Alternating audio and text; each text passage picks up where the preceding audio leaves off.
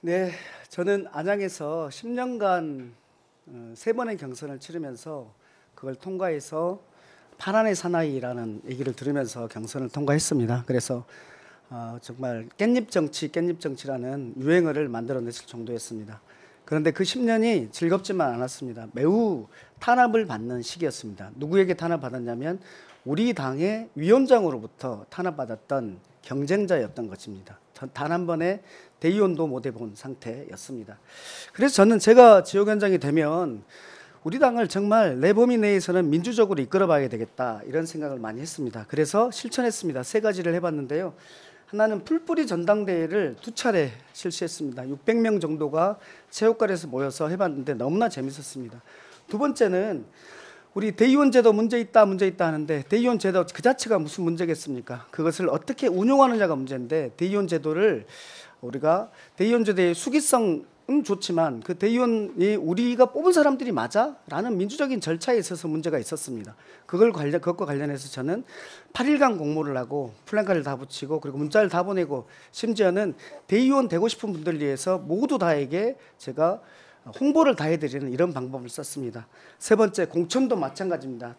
공개 토론을 했고 그것을 권리당원들에 다 보내서 투표에 의해서 공천을 결정했습니다. 그리고 그 공개 토론을 위해서 1년 동안 정치토론학교를 13차례 4시간씩 하면서 그 준비를 시켰다는 것입니다. 제가 했던 이런 그 당원 주권의 실천 내용이 있는데요. 우리 김승원 후보님에게 묻겠습니다. 4년간 지역위원장 하셨는데요. 제가 이렇게 실천했던 당원 주권의 사례들에 대해서 어떻게 생각하십니까? 네, 오늘 사실은 새 후보님들의 공약을 보면 다 유사성이 있는 것 같습니다. 당원 중심, 당원 주권이라는 시대적 소명을 모두 다 받아들이고 있고요.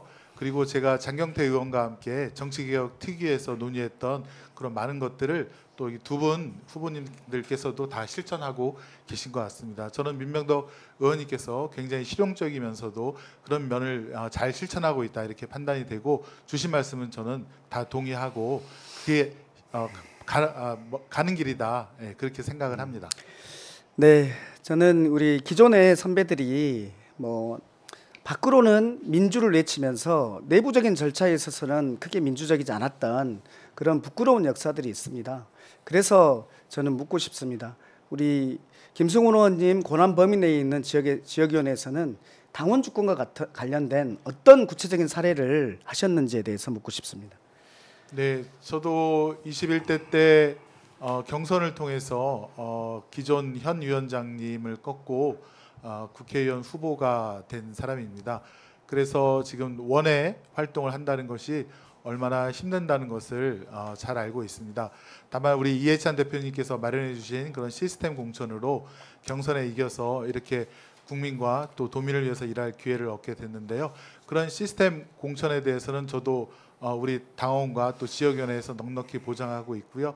또 저희는 되게 자율적으로 운영을 합니다. 시의원, 도의원님들께 본인의 어떤 활동 범위를 충분히 보장하고 또 본인이 잘한 부분이 있으면 저희가 지역위원장으로서 국회의원으로서 저희가 국회 그리고 경기도 그다음에 수원시가 똘똘 뭉쳐서 혼연일체가 되어서 그렇게 일을 처리해 나가고 있고요. 그 중심에는 당원들의 의사를 먼저 수렴을 합니다. 운영위회를 통해서든 아니면 고문단 회의를 통해서든 혹은 제게 개인적으로 언제든 전화가 주시면 문자든 제가 일일이 답을 드리면서 당원의 의사를 실천하려고 노력하고 있습니다. 알겠습니다.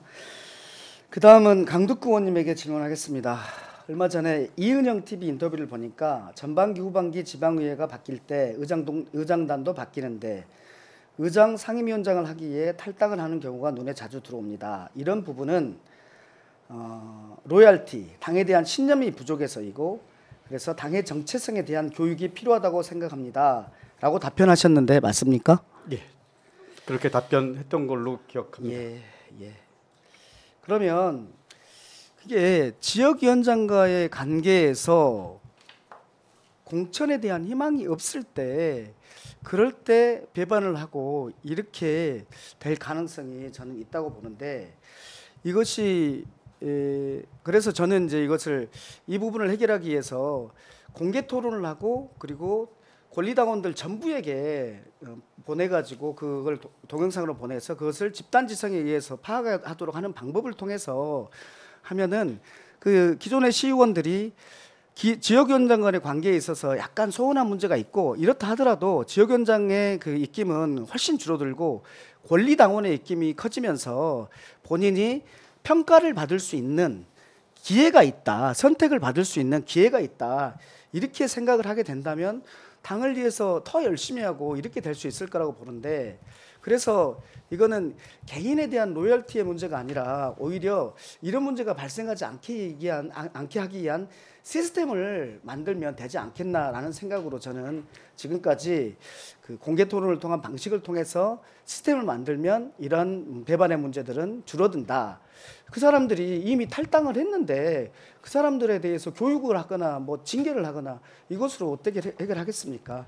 그래서 저는 공천과 관련해서 지역위원장의 입김을 낮춰서 이것이 지역위원장이 낙점하는 게 아니라 지역위원장이 공정한 시스템에 의해서 공천을 하면 된다고 생각을 합니다. 그러면 지방의원들이 더 열심히 일할 거라고 생각합니다. 그래서 질문 드립니다. 기초의회 하반기 탈당의 문제점이 여전히 당의 정체성 교육을 통해서 해결 가능하다고 생각하십니까? 그 공천에 대한 희망이 없을 때 탈당을 한다 이런 말씀하셨는데 사실은 전반기에서 후반기로 바뀔 때 의장 상임위원장 관련된 부분은 공천에 대한 희망이 없기 때문에 그런 게 아니고요. 저는 여전히 의원들이 당에 대한 정체성이 부족하기 때문에 그렇다라고 생각을 하고요. 그것과 관련해서 당에서 그야말로 당에 대한 정체성 강화를 위한 교육이 필요하다고 생각합니다. 얼마 전에 제가 독일의 그 연방의원이 우리나라 방문했을 때 인터뷰한 기사를 봤습니다. 29살짜리인데요. 그분이 29살 청년인데 그분이 당에 대한 정체성 이런 부분에서 이 20살 때부터 그런 훈련을 통해서 키웠기 때문에 이런 일은 없을 거다. 뭐 이런 얘기를 한 기억이 납니다. 네, 알겠습니다. 이렇게 민병덕 후보의 주도권 토론 7분 잘 들어봤고요.